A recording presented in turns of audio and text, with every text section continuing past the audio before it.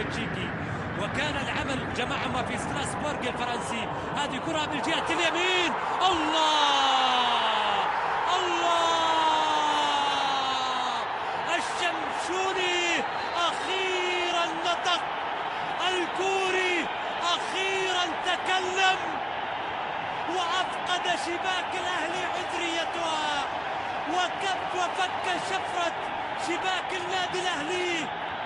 أوه، نطقت، صمت كثيرا ثم نطق كبيرا. الشمشوني يونغ سو صمت كثيرا ثم نطق كبيرا في كرة على طريقة ممتازة. المتابعة كانت من كامل موسى للفريدي اللي حاول المرور، الله الله، جول جول.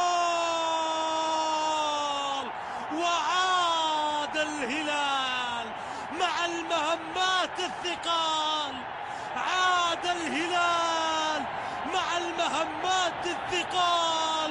أحمد الفريدي، الله الله، شوف الكرة مرة ثانية إلى أحمد الفريدي، شوف الكرة تلقاها الفريدي بكل برود وكأنه يحضر حفلة لسينما وليست لمباراة، يتمشى بهدوء ويضع الكرة عند يوسف العربي، كنترول من العربي وسقوط،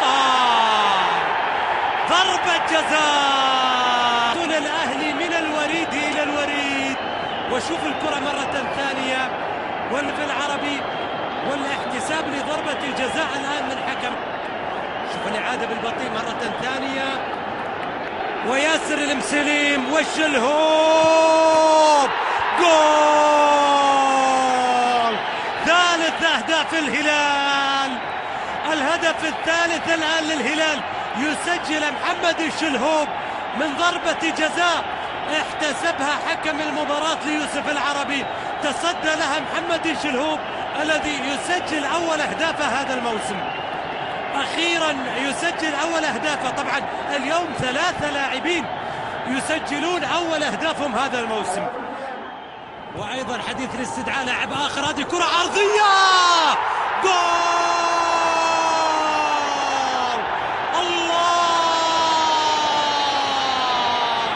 هدف رابع للهلال، هدف رابع للهلال في قمة الجولة الرابعة، في رابع المباريات بدوري زين على ملعب الملك فهد. شوف الكرة مرة ثانية، ستوب ستوب ستوب، وشوف الهلال التوب، جت الكرة عند أسامة هوساوي وسجل الهدف الرابع. أسامة هوساوي يسجل رابع أهداف الهلال في ضياع للدفاع الأهلاوي في المتابعة في المراقبة، وبالتالي الكرة العرضية جاءت